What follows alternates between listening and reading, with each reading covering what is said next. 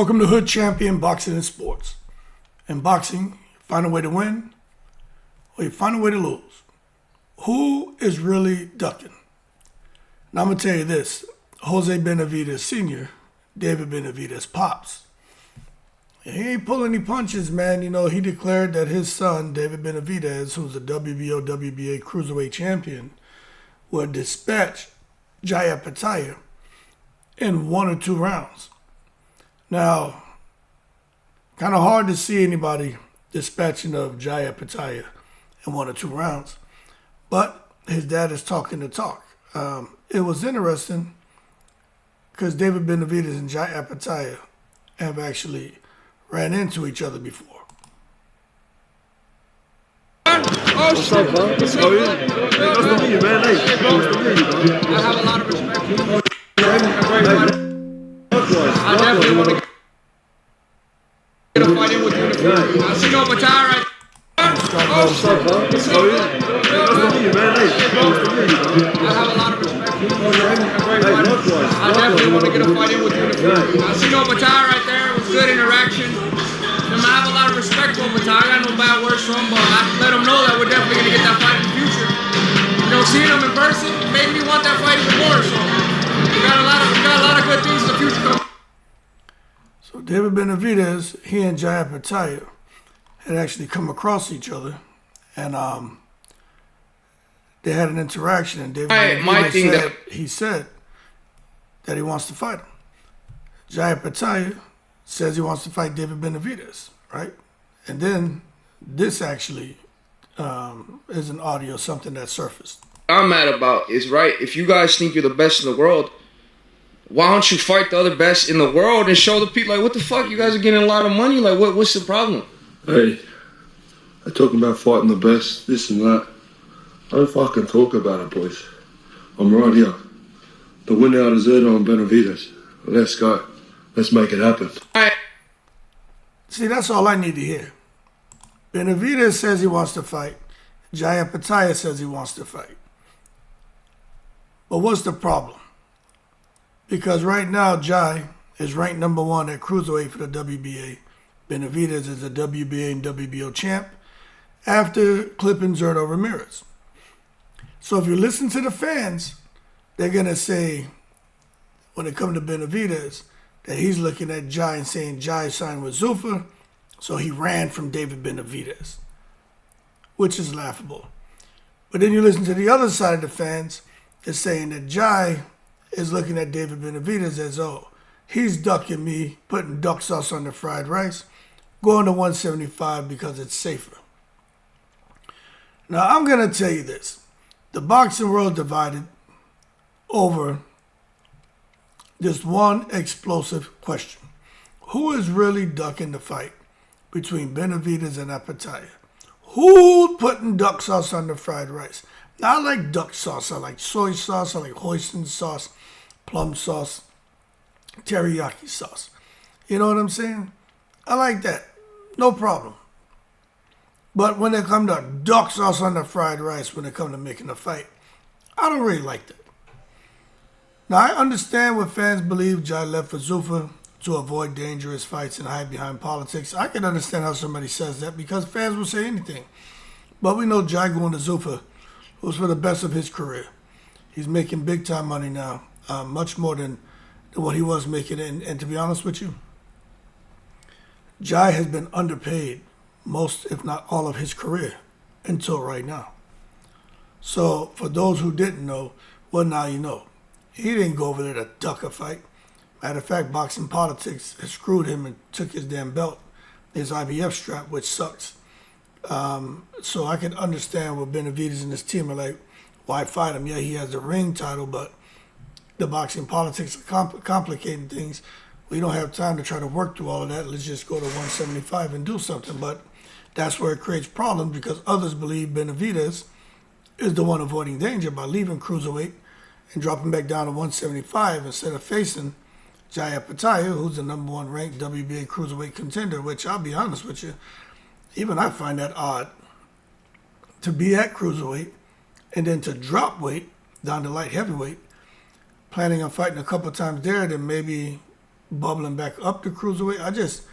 The yo-yoing in weight is a bit confusing, but hey, David Benavidez can do what he wants. But this is the thing. Fans are pressuring Benavidez to fight Jai now. Fans are also looking at Jai's size, power, speed, and IQ, and how that could create nightmares for Benavidez.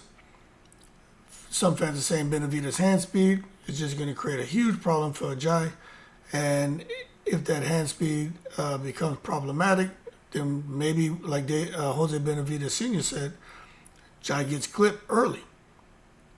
Now, in addition to all of that, fans are comparing the matchup to Canelo and Bivol, saying, that basically David Benavidez will be in there bringing the pressure like Canelo did to Bivol, and Opetaia like Bivol. It's just going to outbox him, move around, frustrate him, but then Jai, down the stretch, drops him, knocks him out cold. Then there's the big debate over Brandon Glanton. Jai didn't knock him out. People are saying David Benavidez would have knocked Brandon out cold, would have stopped him. But one thing we all know is nobody stops Brandon Glanton. You know what I'm saying? Now, the other thing I'm looking at is David Benavidez is the A side. And I got to be real. He's a bigger name than Jai. Jai's a big name. Jai's the big dog at cruiserweight. To me, he's the cruiserweight king. But David Benavidez has gone on to become a superstar globally. Everyone knows who Benavidez is. It's the way he's performing, damn near killing people in the ring. I wonder if it comes to the fight purse in the split, in negotiations, how ugly can that become? Now, David Benavidez is a straightforward guy. If he wants to fight, he's not going to allow boxing politics to complicate things. Jai Opetaia is a straightforward guy. He's not going to want to deal with the boxing politics. Jai just wants to scrap. So if it becomes complicated, I don't think it'd be because of the fighters. I think it'd be their teams. But no matter what, fans believe this is the fight boxing needs sooner than later. So is Jai avoiding David, or is David avoiding the biggest risk of his career? Well, let's talk about it. Now, this fight has taken over boxing conversations, and neither one of them are even talking about fighting each other. I mean, Jai is going one way right now, David is going another. But the fight is taking over boxing conversations, and fans believe this fight has everything that they want. Skill, Benavidez has skill, Jai has skill. Pressure. Benavidez' pressure is relentless. Jai is more of a boxer, but he will put that pressure on you. Jai knows when to up it in a fight and when to play it safe. Jai is really good at changing pace, making the right reads, and exploding when he needs to explode. He has a very high IQ, man, a brilliant, brilliant fighter. But David Benavidez does too. The fight has power. Both of them have power. The fight has ego. They both have ego. They both have pride. Jai is a proud Australian, proud Samoan heritage. David Benavidez, he's American, but he's proud of his Mexican heritage. And when you bring that together, you get something special, especially when you have the politics of boxing involved. With the politics, it just amplifies things. Gets people talking even more. Benavidez over there, PBC, Al Heyman, Jai, Zuffa, just that whole conversation, man, about being on the wrong side of the street. So it's not viewed as a safe fight for either man. Fans know this is a dangerous fight for both. And I think that's why they're obsessed with it. Because you know how dangerous they both are. Benavidez, he's got power, speed, he's mean as hell. Jai has power, he's got great speed, he's mean as hell. Southpaw. I mean, you really don't know who's going to win the fight. I could see both of them winning. I just think Jai puts Benavidez on the back foot. I saw Zurdo put Benavidez on the back foot and Benavidez was on the rope. He just goes into a high guard and kind of lets you shoot your load, and then he explodes off, backs you up, and the hand speed frustrates his opponents, hurts him, disables him. I just don't know if he's going to go straight back with a guy like Jai Opetaia, and if Jai is going to those punches get through the high guard of Benavidez, and Benavidez is going to be able to stand up to that. But that's why the fight's so interesting, because you just don't know. And that's why people are like, yo, who's ducking who? That whole debate has exploded. Now, as far as Benavidez' side, you know, there are fans who think Jai is ducking. They keep bringing up the Zuffa Boxing deal. I mean, look, their argument is that the move complicates cross-promotional fights. And they worry that boxing politics may now delay the fight for years. I understand how a person could see it that way. Doesn't mean I agree. But I do know that boxing politics, it frustrates things. I'll tell you this. I don't think Jai knew with him signing the Zuffa that the IBF was going to strip him. I don't think he anticipated all that. You know what I mean? I really don't. I think he felt he would go over there. They said that, hey, they'll still be able to get him in fights, become undisputed, make the big fights, keep your titles. They assured him of all these things, and they did what they could, but the IBF just chose to be, you know, cockleholes.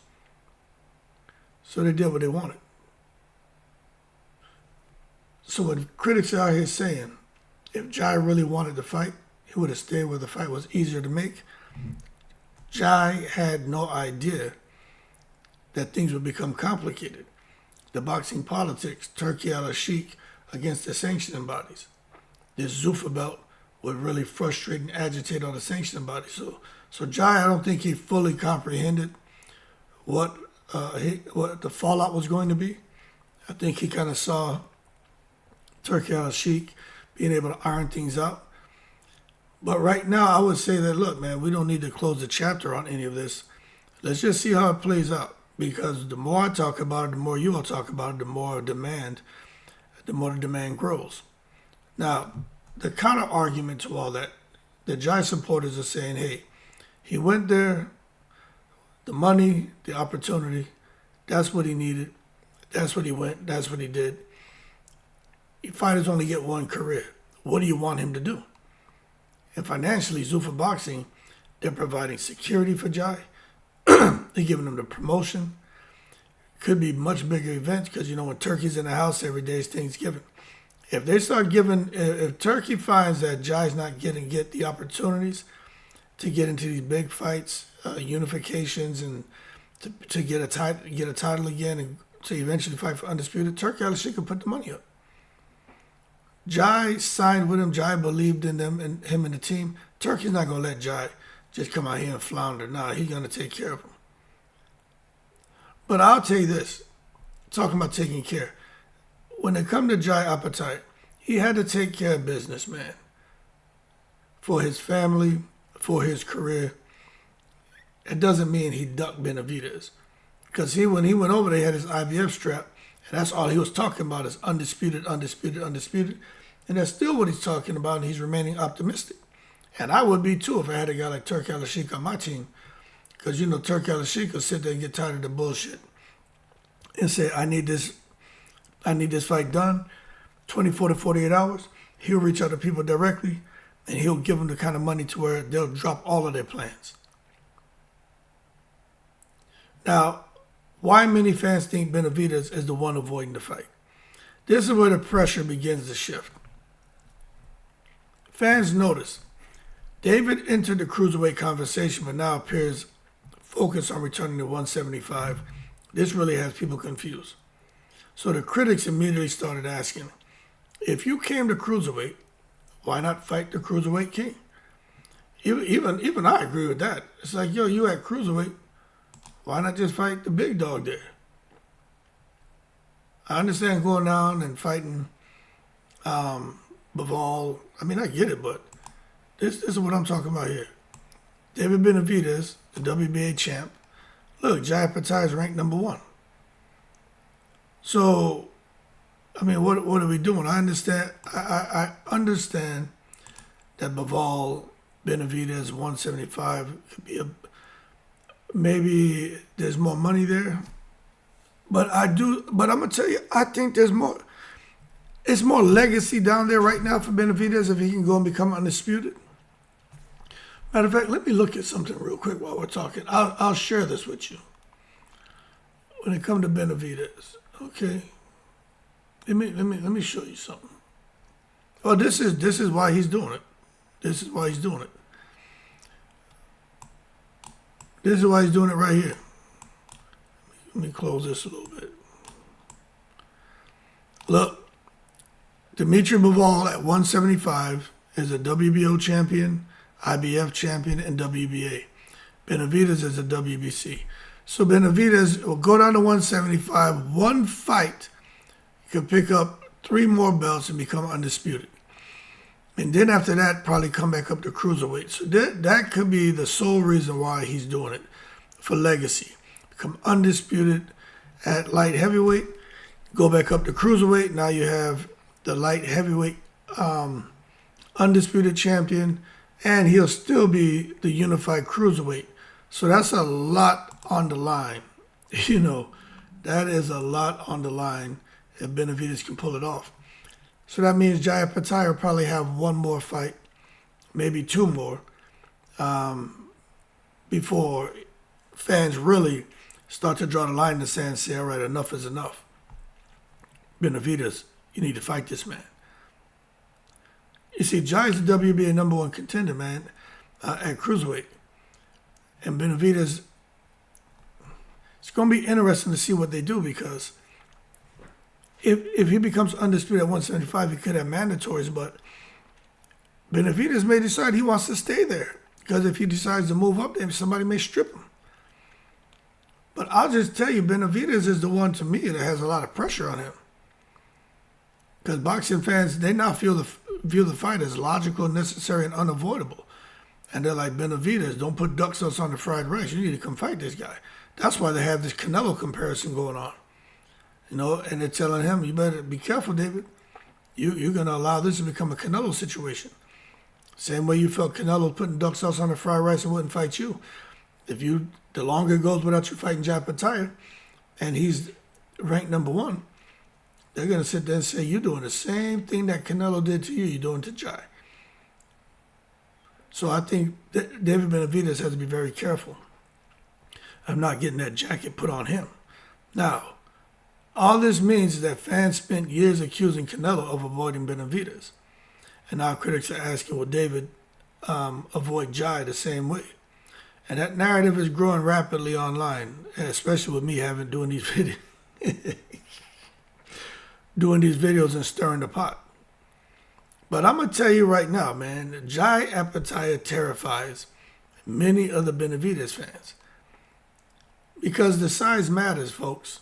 They always say a good big man beats a good little man. But fans supporting Jai constantly repeat, David has never fought someone like this. You know, they're like, Jai is naturally bigger, naturally stronger, physically thicker, longer, faster than expected, technically smarter than people realize. You see, fans believe this is not simply another pressure fight. This is an elite boxer puncher. That makes a big difference. Now, David Benavidez, I've been watching him like you all. I see the speed, I see the power, I see the ill intent, I see the stamina, I see everything Benavidez does offensively. However, what I see defensively is not a whole lot. I see a high guard, and that's it. And that's why I'm pointing to David Benavidez, his defensive habits. He's got the high guard up, and he's watching you. And he's looking for mistakes, looking to punch in between, looking to counter. I see all of that. But I'm just saying, David has a tendency to go straight back with a high guard. He's had smaller guys in front of him, people he was just taller than, outweighed. He went up there to cruiserweight. He fought Zurdo, who was there to be hit. But even Zurdo pushed him back a couple times. Zurdo just wasn't punching with any power. And when I watched it, I said, shit, if Jai pushes him back, it could be all bad for Benavidez. Because Jai is definitely way more ferocious than Zurdo. So all I'm saying, against smaller fighters, a guy like Benavidez can survive those exchanges by going straight back. Against Jai, that shit becomes very, very dangerous. And that's why they compare it to Canelo Bivol, you know. The fans are saying the matchup resembles it stylistically, and I kind of agree. Canelo, pressure, come forward, high guard. Bivol, boxer, puncher, move around. I mean, it's damn. I think that's pretty damn fair to make that comparison. The difference is Jai has way more power, and Benavidez has more left in the tank than Canelo. And you may say, well, why are they doing this? Well, look, Bivol, he stayed disciplined, controlled the range, punched through the guard, stayed calm under pressure, refused to brawl recklessly. And fans just feel Jai would do similar things, except with more size, more physicality, and way more knockout danger. You see, this thing about freakish power, David Benavidez has that. There's no need to argue. Benavidez will hit you and hurt you and destroy you and break you. But Jai got that freakish power too, and that's an argument, you know what I mean? That Jai supporters describe that power as heavy, thudding, and psychologically damaging, and I agree with that. Jai Benavidez hits you. He's not tickling you, coochie cooing, and chicken pecking you in the ring. No, the man's trying to break something on you. You know what I'm saying? He is trying to break something on you. I think David would immediately feel the size difference, especially during a prolonged exchange or going straight back and allowing Jai to, hit him on the arms and go to the chest and try to get through the guard. I think Benavidez will realize with the quickness, okay, I can't go straight back, and I definitely can't languish on the ropes and end up like David Morrell did in his fight this weekend, where he got too comfortable on those ropes and ended up getting knocked out by a big shot. Some are saying this could be the case with David Benavidez going straight back and getting comfortable when you have a big boxing puncher like Jai Opetaia in the ring. But those prolonged exchanges is what I'm going to be paying attention to if the fight happens, to see just when David Benavidez is going to show a kink in his armor. Because you shouldn't be taking shots like that from anyone, but especially a big guy like Jai Opetaia. But one of the things that make this very interesting is David's explosive counters. He is very explosive coming off the back foot, being on the front foot. When he has the momentum, he is a dangerous, dangerous man. And I'm telling you, I recognize that. David Benavidez is a dangerous, dangerous man. But I'm just wondering if that's going to work the same against somebody who's going to expect the explosive counters, who can absorb the explosive counters, and who can return fire, maybe harder. That's all I'm saying. And remember, it's just a conversation, so take it easy, Bob Marley. I didn't shoot the sheriff. Now, the Benavidez fan perspective, David fans completely reject the fear narrative. They believe David's pressure breaks fighters mentally, and you can't blame them because that's what you've seen David do throughout his whole career. They're going to praise his volume punching, praise his aggression, praise his stamina, praise his speed, timing, and killer instinct. And they should, because he has all of that. Now this thing about, David Benavidez would have stopped Brandon Glanton. Nobody stops Brandon Glanton. All right? Him knocking out, who, what, when, where, why, how in the world is he going to knock out Brandon Glanton? Now, we didn't see them fight. I don't know if we'll ever see them fight. And if they fought and Benavidez did that, well then, I would say, you know what, I was wrong. But I do think Glanton is available to be hit repeatedly. But I don't think he gets enough respect for his power, for his IQ, and his durability. So this thing about the view that Jai Opetaia failing to stop Brandon Glanton, that whole thing is overrated. You know what I'm saying? That's why you got the Jai Opetaia contingent responding and pushing back. They're like, nobody stops this guy Glanton, so y'all hold your horse and stop taking it to the stupid. They're saying using Glanton as criticism ignores Glanton's awkwardness, physical strength, toughness, durability. You know what I'm saying? And I agree with that. But one thing I don't agree with, and I'm telling you right now,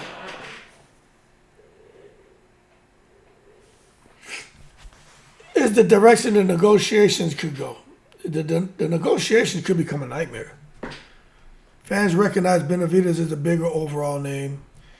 That matters financially. But Giant fans believe 100% that being the bigger name doesn't mean demanding unreasonable terms. You know, you got to be realistic. And that's the A-side problem. At the A-side, sometimes fans, they're paying attention. They're like, okay, purse splits are going to be an issue. Location demands could be an issue. Rehydration clauses, broadcast politics, promotional control.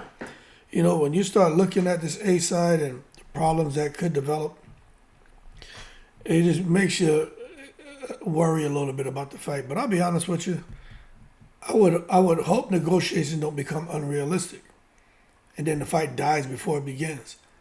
I do think Benavidez is a straight shooter. Same thing with Jai. If they want to fight, they're going to be like, make the fight happen. Because even they realize this fight is so important for boxing. It's not a manufactured rivalry. This is a real boxing fight. Skill versus skill, pressure versus precision, power versus pressure, heart versus heart. Like, this is a real fight, people. There's no clear favorite. The fans, of course, are going to have their favorites. You know, I think it's a 50-50 fight, but I'm kind of siding towards the Aussie, oi, the Osmoan, the Samoan, Opetaia. And that's what makes all this shit magical. Because I'm telling you, for the Benavidez fans, I'm telling you I could see with Benavidez speed, because speed kills. I could see it create nightmares for Jai. But Jai isn't going to just sit there for you to just bing him all night. Jai's not going to do that. So this is where it's going to be interesting to see how David Benavidez deals with a big guy who's nimble and floating like a butterfly and stinging like an Aussie, oi.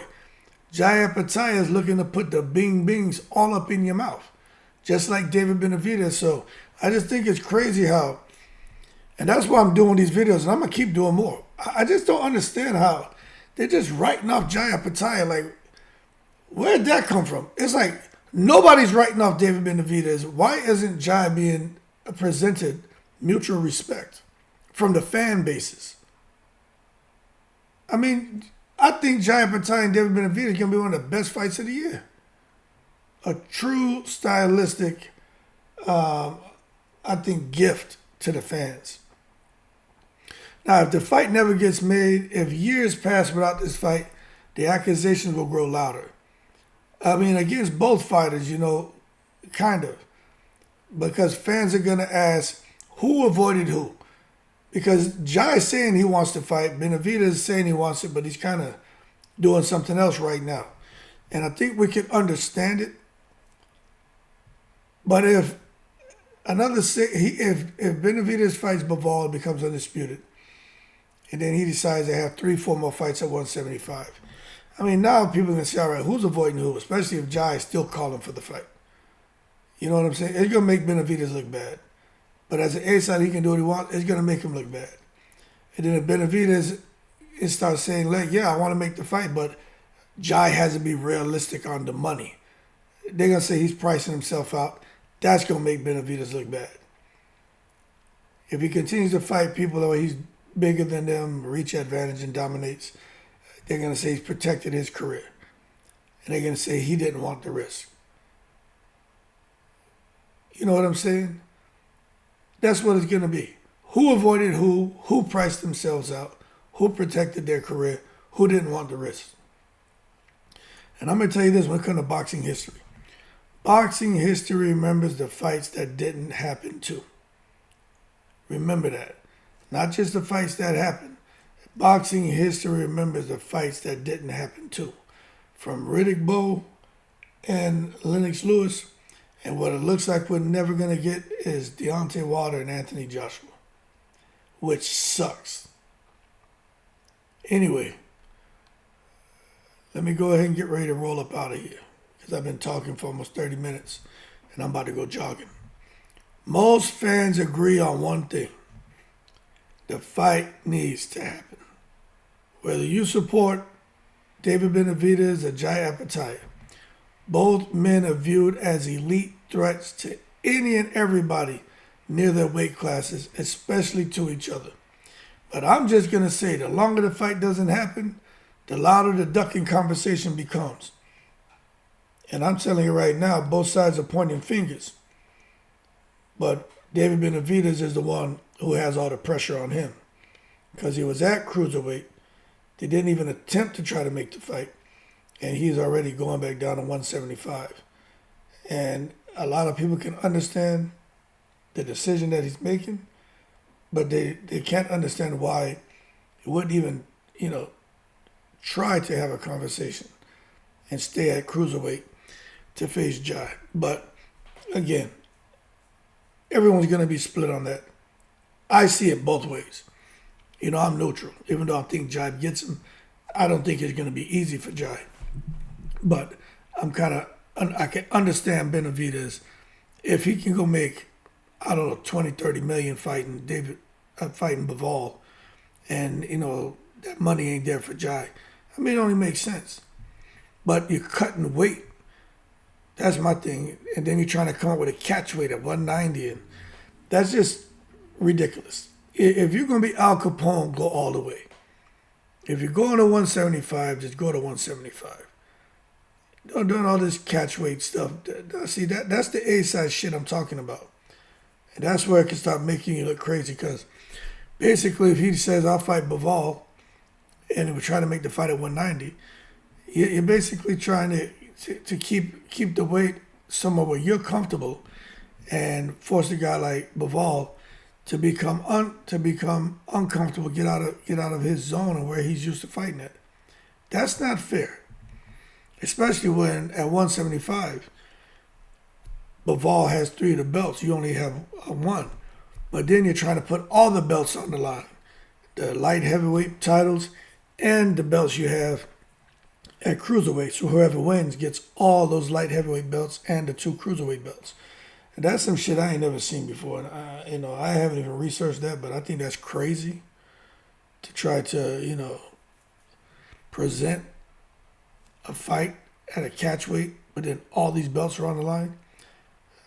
Don't get me wrong, there's nothing wrong with thinking outside the box. I just think that fits the definition of taking it to the damn stupid. Anyway, both sides are pointing fingers, but let's see what the future holds. I'm really hoping this fight happens. This is a good fight.